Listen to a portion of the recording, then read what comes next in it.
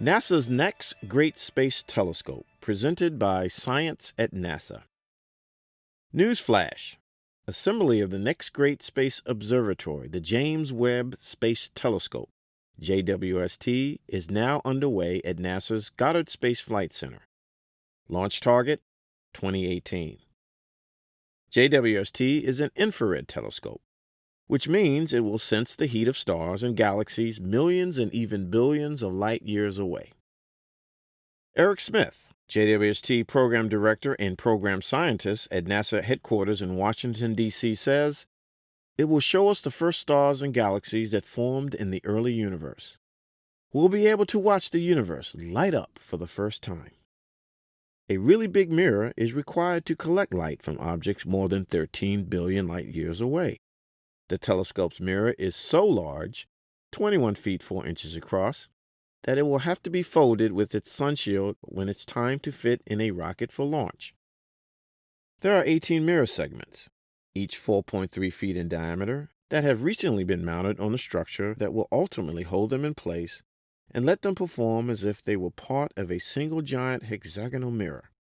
Once the telescope is fully assembled and attached to the instrument module, the whole unit will be vibration and acoustic tested. Final cryogenic testing takes place at Johnson Space Center in early 2017 in the same vacuum chamber that tested the Apollo lunar lander. Then the telescope will be integrated with the spacecraft and sunshield at Northrop Grumman in Redondo Beach, California. Next, it will be placed in a special transportation container on a large ship to voyage from California through the Panama Canal to Kourou, French Guiana, where it will catch a ride to space on an Ariane 5 rocket supplied by the European Space Agency. And then, in addition to showing us the universe's first fireworks, the world's largest infrared telescope will be a canny explorer of planets circling faraway stars. JWST will be able to carry out detailed, high-precision follow-up studies of the myriad of exoplanets other telescopes have been flushing out of hiding.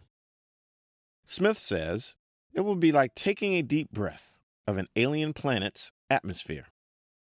The JWST telescope will be very good at observing and taking spectra of gas giant planets where it could detect water, carbon dioxide, and methane, among other compounds.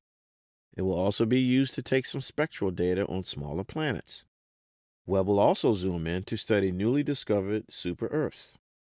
Using a technique called coronagraphy, the telescope will even be able to find planets on its own.